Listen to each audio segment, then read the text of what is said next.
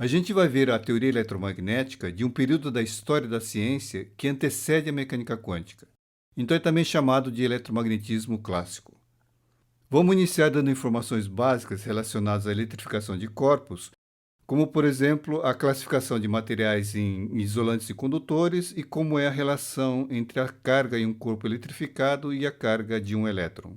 E depois que na eletricidade a gente tem uma lei geral que estabelece a conservação de carga de modo semelhante que ao que se tem em mecânica quando a gente fala em conservação de energia e conservação de quantidade de movimento. Agora, estudar a interação entre corpos considerando suas dimensões reais é algo bem complicado.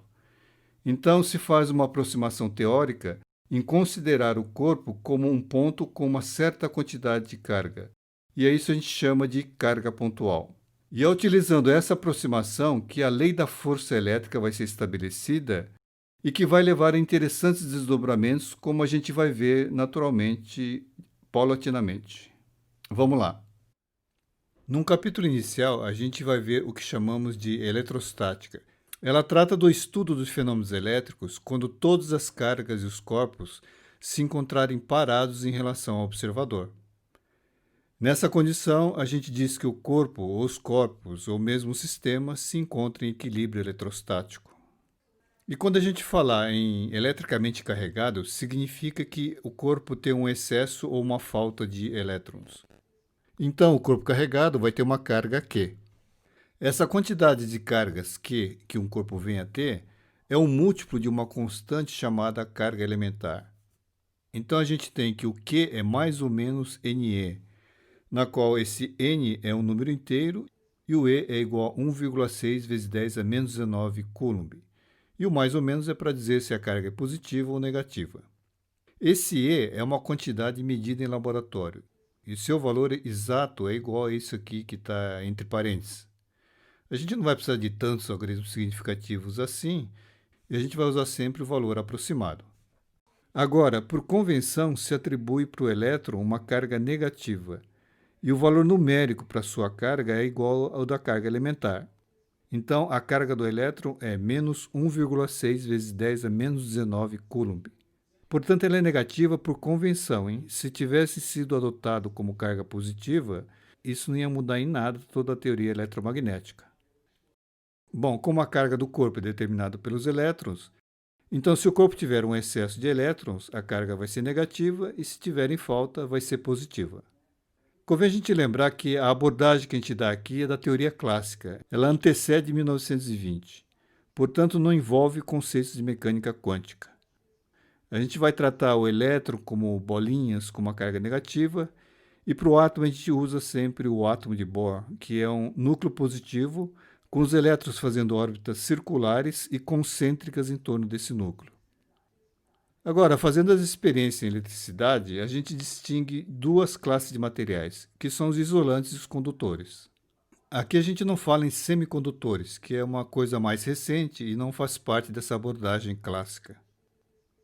Os isolantes, eles são chamados de dielétricos aqui em eletromagnetismo.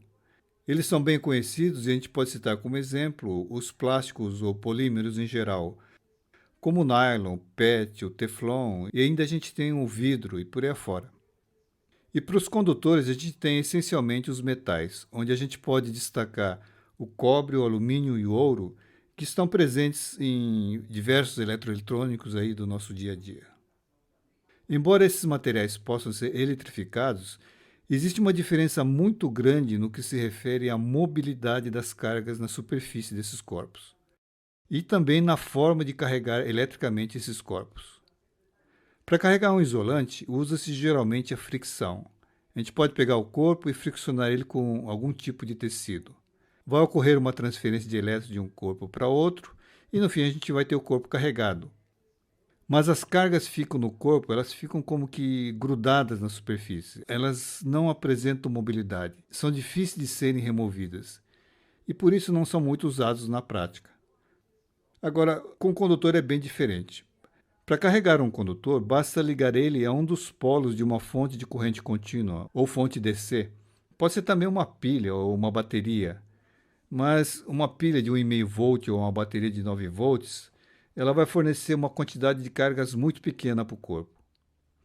Para que a gente consiga observar algum fenômeno em eletrostática, a gente precisa aplicar tensões de centenas e até de alguns quilovolts. Portanto, o laboratório de eletrostática chega a ser um pouco perigoso. E o que a gente observa nesses condutores é que as cargas têm uma mobilidade muito alta. Então, a gente pode tirar e colocar facilmente as cargas, e isso pode ser feito de uma forma bem rápida. Portanto, são os materiais preferencialmente usados em experiência de eletrostática. Agora, a quantidade de carga se conserva.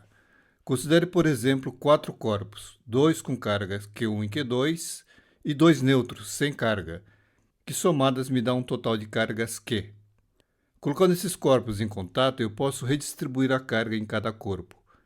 Se depois eu somar todas as cargas presentes, eu vou encontrar uma quantidade Q', que vai ser igual à carga inicial Q.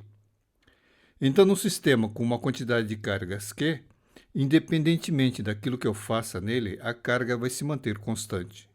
Essa lei de conservação de carga é mais uma lei de conservação na física.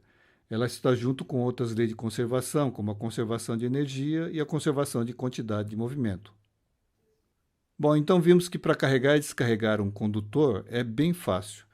Vamos falar um pouco da geometria do corpo.